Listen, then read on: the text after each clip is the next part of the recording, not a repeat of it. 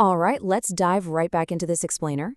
We're picking up exactly where we left off on factory acceptance tests, systematically breaking down those crucial electrical compliance checks that prove a transformer actually does what its nameplate says it's going to do.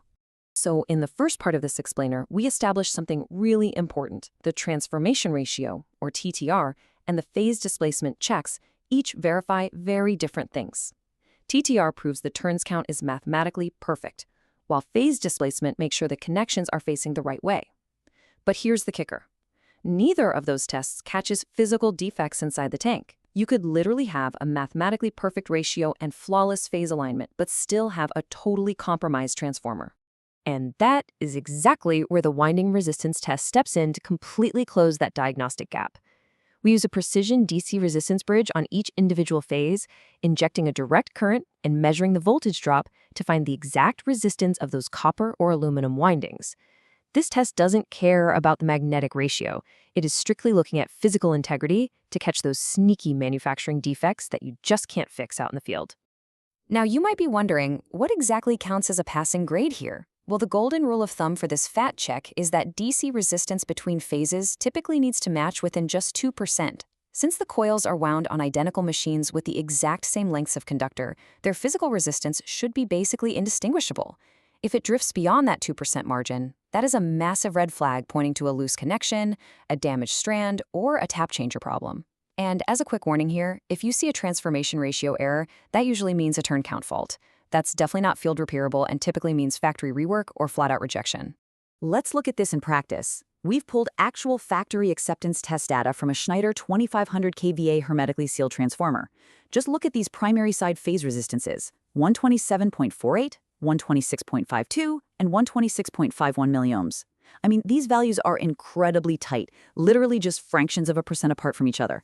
This right here represents a perfectly healthy baseline, proving the manufacturing process was spot on and all those internal joints on the high-voltage winding are absolutely solid. This brilliantly illustrates why all three of these tests aren't redundant. They are absolutely mandatory.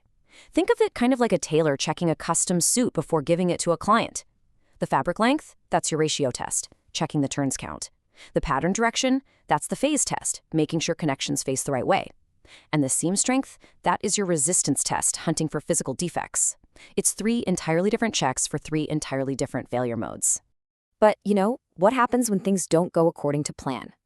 Check out this real-world anomaly. The resistance on phase A and phase C are dead even, exactly where they should be. But take a look at phase B there. It's reading 4% higher than the other two, completely breaking our 2% golden rule. A deviation of this size doesn't just magically happen.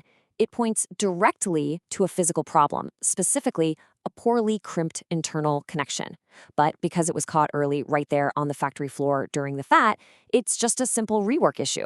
The manufacturer can just open up the tank and fix that bad crimp before it ever leaves the facility.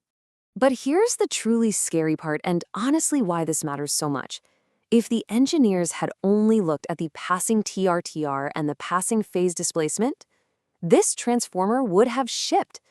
Because the ratio was mathematically perfect, those first two tests were completely blind to the bad crimp. If they had energized this thing in the field, that 4% extra resistance would have generated severe localized heat, eventually turning into a catastrophic, explosive hotspot failure in service.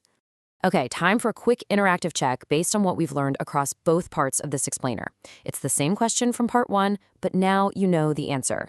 You're reviewing a factory acceptance test report. The TTR is perfect, the phase displacement is dead on. If those first two tests pass, are we safe to put this transformer on a truck and energize it at the site? Absolutely not. As we've just seen, electrical continuity does not guarantee physical integrity.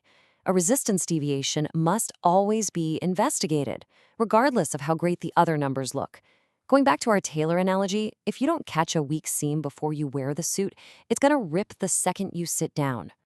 So you can now confidently interpret a FAT winding test report and understand exactly why ratio, phase, and resistance are such a mandatory trio. We've officially proven the copper is physically sound. But what happens when we unleash deliberate, massive overvoltages to simulate a direct lightning strike? Will the insulation hold, or is it all going to go up in smoke? We're pushing this transformer to its absolute breaking point in the next explainer, so you won't want to miss it.